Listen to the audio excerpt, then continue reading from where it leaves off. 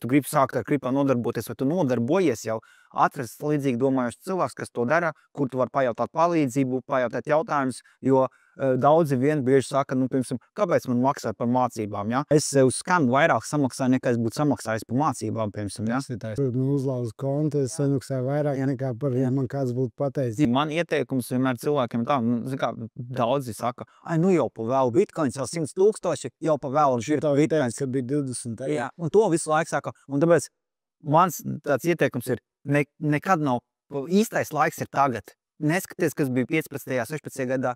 Īstais laiks, tu gribi investēt, ir Tāgās pētīt. Jā, protams, ir research, tā do your own research, tā esi savu tad paskatu, tad, ja tu saki, kad, tad īstais laiks ir tagad. Nevis vakardien, rītdien, bet tagad. Darīt to tagad, jā.